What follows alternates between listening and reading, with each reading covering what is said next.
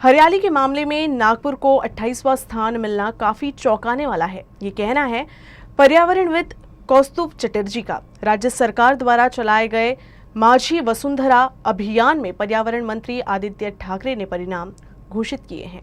पर्यावरण संरक्षण के मद्देनजर रखते हुए 2 अक्टूबर 2020 को राज्य सरकार ने माझी वसुंधरा अभियान की शुरुआत की थी।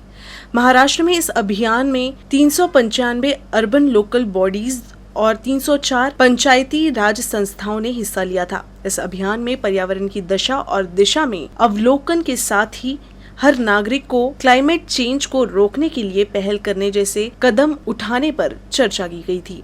अभियान को 5 पैरामीटर्स में विभाजित किया गया: भूमि, वायु, जल, अग्नि और आकाश। और इन पैरामीटर्स में कैटेगरी के अनुसार मार्क्स तय किए गए थे, जैसे भूमि 600, वायु को 100, जल को 400, अग्नि को 100 जबकि आकाश को 300, कुल मिलाकर 1500। अब इन मार्क्स के आधार पर माझी वसुंधरा अभियान में पहले स्थान पर रहा थाने, दूसरे स्थान पर नवी मुंबई, तीसरे स्थान पर ग्रेटर मुंबई, चौथा पुणे और 5वां नासिक। उसी तरह नागपुर का स्थान रहा 28वां। नागपुर के लिए ये स्थान काफी चौंकाने वाला रहा, ये कहना है एनवायरमेंटलिस्ट कौस्तुभ चटर्जी का। सॉलिड वेस्ट मैनेजमेंट भी हमारे यहाँ पे ट्रीटमेंट हम नहीं कर रहे मगर कलेक्शन हमारा अच्छा है। वायु प्रदूषण के दृष्टिकोण से देखें तो नागपुर बहुत ज़्यादा पोल्यूटेड नहीं है।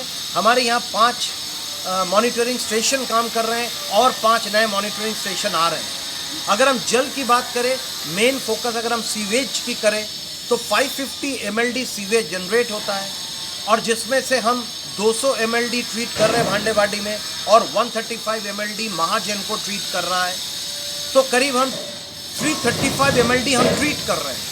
अगर हम अग्नि की बात करें, रिन्यूएबल एनर्जी की, तो रिन्यूएबल एनर्जी के लिए समय समय पर नागपुर में कई नए प्रयोग किए गए हैं। कभी इथेनॉल बस है, तो कभी ई रिक्शा है, तो कभी ई टैक्सी है।